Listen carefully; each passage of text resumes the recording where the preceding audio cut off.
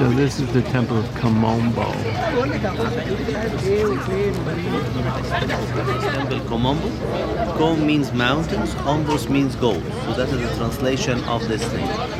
And this place used to be a very important temple because the city used to be a regular small town, but all of a sudden it became the capital of the southern region of Egypt. So instead of having temple for the local divinity, they had to have a temple for the national divinity. The national divinity of the left side is dedicated to a crocodile form divinity. Section on the right side is dedicated to a divinity having a form of crocodile.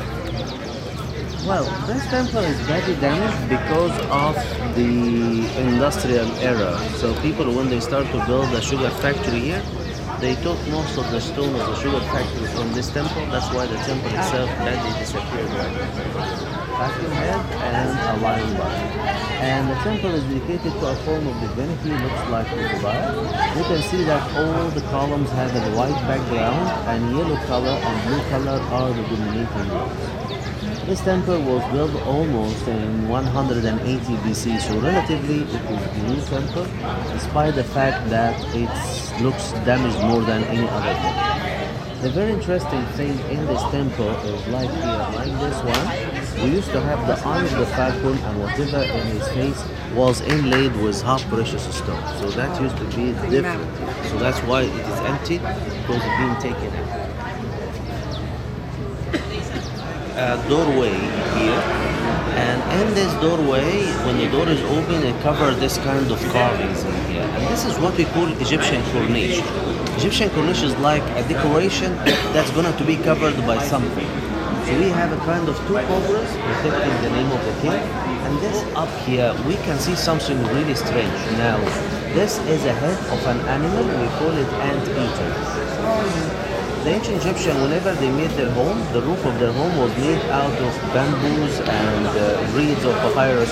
So if the ants eat this, the house would collapse on them. So when this animal appears and sniffles around my house, that's what heaven does to protect me.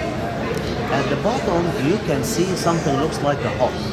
And normally, if you go to the field or wild, you always have a stick having this form, because if any wild animal attack me, I can actually point the stick to his mouth and the animal will be biting that hawk instead of biting his meat.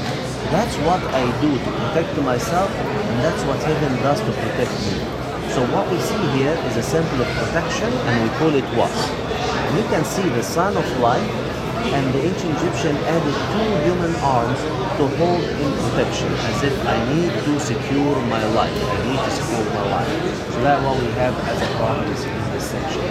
So you can see now a man with a falcon head. This is the god crocodile, the super god. That's the one we see here. And the king is receiving his crown in front of the local divinity. Well, in ancient Egypt, the country was divided into 42 cities, and the king must be accepted by all 42 cities. So it is classic city. And they are writing how they write the days. So when they do the circle, that means day, and the two upside down U, that means day number 20 in the month. That's day number 21, 22, 23, 4, 5, 6, 7, 8. And then you have the sun and the moon together, so that is day number 29, which is almost the last day of the month. And then you start a new month. So this is a sign of the day, the first day of months, the moon upside down like this, 1, 2, 3, the third month. And the land having the plantation grows, that's harvest season. So the ancient Egyptian divided his year, flood, agriculture, and life. This is the numbers, and this is the date, as we have seen it in the other one. And he goes, the sign here, and then under. The last sign which he's pointing now, that's the date of the month. This is the last day of the month. And the one after it, that is the new day of the 3 months of the year. So this is one of the first evidences of ancient Egyptian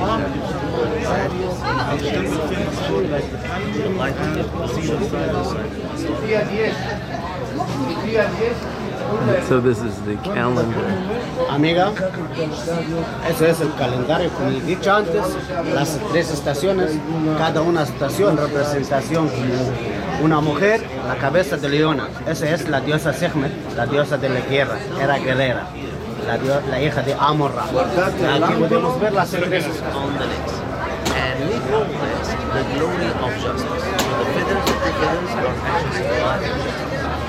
And the red shirt, normally it's a very big bird. When it flies, all animals just run away from it. So because This is the original layer of the floor, and it was taken by the people in the 19th century. They were making factories. They took the stone from these ancient monuments, ancient temples, and they just used it.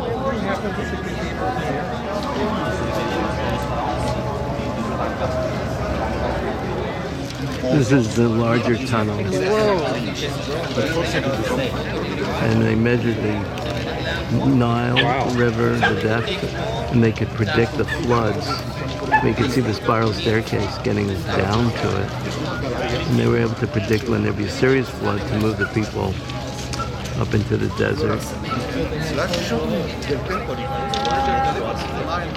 And what's happening now is That's this one, the wide one. and this hole is the stairs, which actually come from the building just here. So you can go to this building here, and it goes downstairs, and you will be coming here. And we found the stairs going all the way down, up to here, but then we stopped, so we succeeded to get the underground water something like 10 meters down.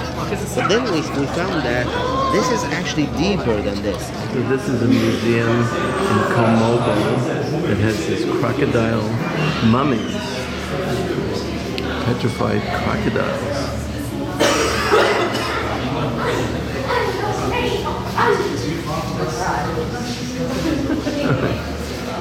So this is a group of mummified crocodiles.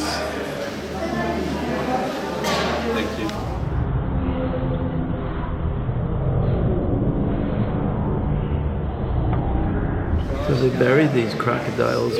First they mummified them, and they buried them with all their internal organs, just like the pharaohs.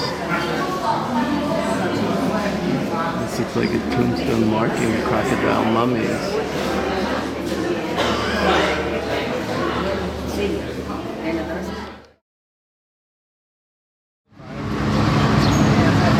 We're going to be going on the horseback carriage.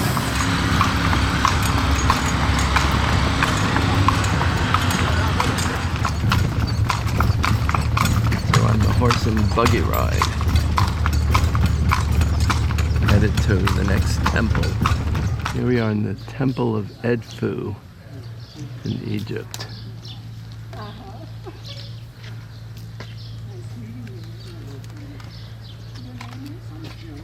Ancient Egyptian town, which used to be the capital of the southern part of Egypt before 2800 BC. So before 2008 and 900 BC, Egypt used to be considered like two kingdoms. And the king of the southern kingdom succeeded to go over the king of the north kingdom, and that's why they call it Upper and Lower Egypt. So the ancient Egyptian is always considering Egypt two kingdoms, north and the south. And the one of the north was controlled by the one of the south in 2900 BC. And because the one of the south has major divinities stand for a very Building high is level. from So actually, if we come here 200 in BC. 1836, you'll find that this tower comes out of the sand, the second tower comes out of the sand, but you won't see the gap between the two. It goes back to 200 BC. So how you decide where to dig is to study the level of the land. This land is too. So on. We have University of Chicago. They came in order to scan that section in here, this mud brick enclosure wall. And when the University of Chicago went in that section, they found very interesting thing. They found what you call the side is actually the facade of the temple, and you can see the king is standing on the right side, and he has something that looks like an axe, and he's crushing the heads of a lot of people. They surrender and they raise their hands. You can see the same thing happening on the left side. And when we read the text here, he's not killing actual people, but he's killing manners. So the text says, this thief, this is, so those are the windows to illuminate the stairs going from the ground level all the way to the top. That means what we are watching here is not a massive building. This is like 50 meters height building or 180 feet height building, and this is like having an apartment and different levels inside. So we are talking here about, if I say like 50 meters, so this is a building of about 18 or 30 or 17 levels. The main gate to go to an open yard, you go from the open yard to the inner side of the temple where you have sort of columns, the second sort of columns, and then the section. So that's how the temple used to look like, people to come in and out. So if I'm a prince, if I'm not prince, that is the door I go through. And this area of the temple, that's where the mass crowd of people actually gather to do the adoration. So every temple had its own target. So for example, when we were in Philae Temple, we said people do the adoration in Philae Temple to stabilize the Wall is totally straight. So from one spot to the other end, you need to get closer to the wall to see it. Get closer and see it. Totally straight. So this wall is almost 300 meters or 190 feet long. And the height is This is a very angry falcon. black basalt stone.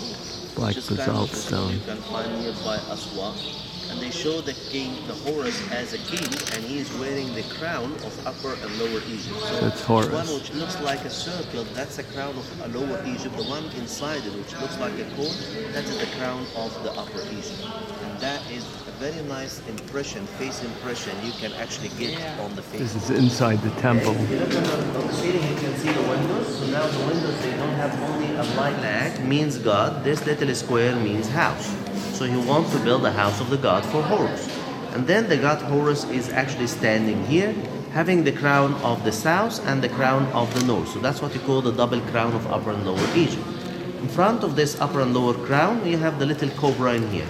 And this is the head of the anteaters. As we said yesterday, the anteaters were a sniffle, eat the ants which eat the wood of the roof of my house. This is what heaven does to protect me. And it ends with a little hawk. And this little hawk is the name of a city. So this is the name of the city of Edfu. Okay, called Ed. And then this means God. So that's the city of Edfu. And this means Lord. And this means the sky. So Horus is the great God, the Lord of the sky. Okay? Let's pronounce it in hieroglyphics. So Hor, Ed, Netet, Neb, Bet. A building it for Horus, and this is a single piece of stone from the bottom. That's a single piece of stone. And this piece of stone, that's what we call the Black granite. Light in one side and give you the reflection. See it? That show you how perfect the cutting of the granite is. That's because it's granite. It's black granite. This black granite, they made it so polished that it reflects the light. This is one of the side rooms of the temple at Edfu. This is the wood they used for their boats. If I want to make something special, I go to Lebanon and let's see the wood. If that's not this is special, so I will do what you call sycamore wood. That's a local wood. So Mr. Horus is fighting for the good. Mr. Set storm all birds' hearts. And when the falcon flies during the sandstorm, Egypt, It's how the I most can see the intact temple. temple For me, in it all is of like Egypt. unjustified Temple reason for Edfu. stone construction. Can you see?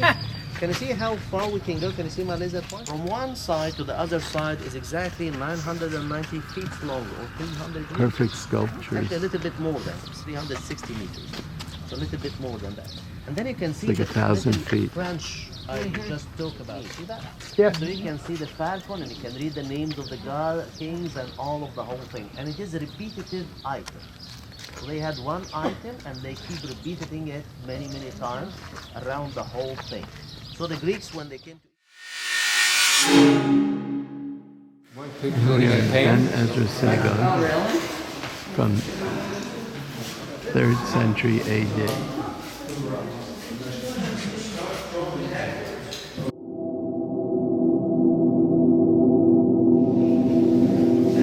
However, you can still spot Star of David in certain spots, as you can see them here.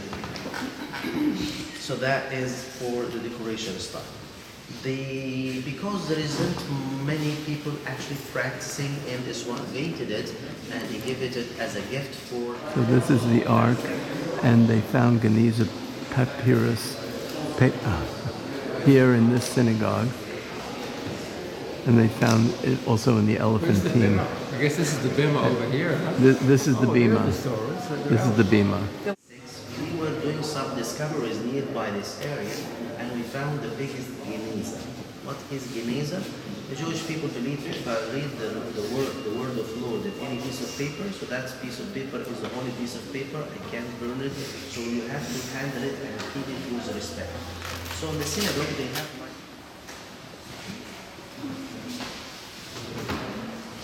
And this is the bima where they read the Torah.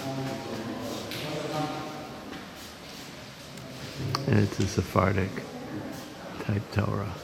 So this is inside the church. In our tour, we have a synagogue which we just visited, and according to the local faith, Moses was found here.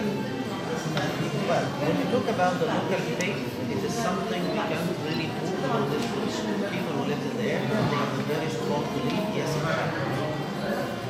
And this is where the family of Jesus Christ stayed for 6 months until their house was being renovated or built.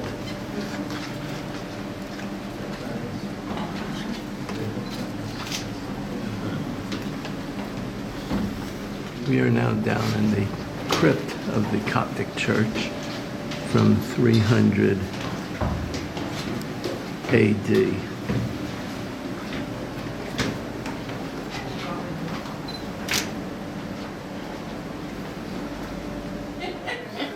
You should tell her that everybody can hear. That's right.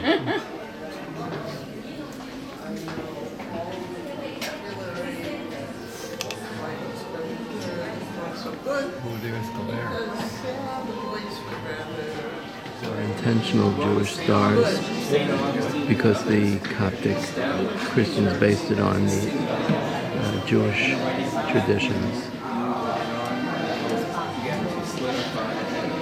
So this is inside the Coptic Church, which was based on the ancient temple synagogues.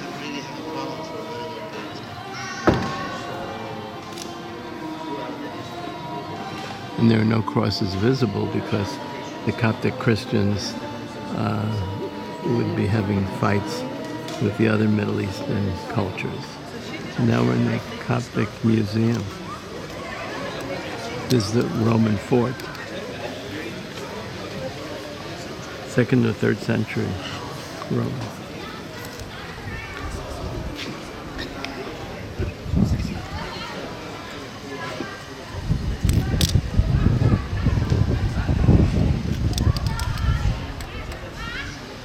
They're from the 2nd century AD.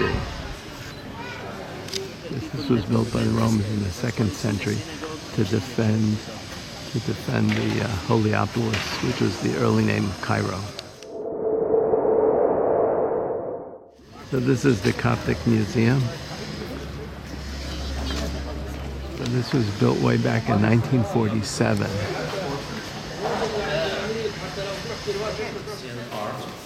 And this museum is going to host some pieces, but the problem is geometric design. The red ones. So geometric design, and you do a religious issue without it.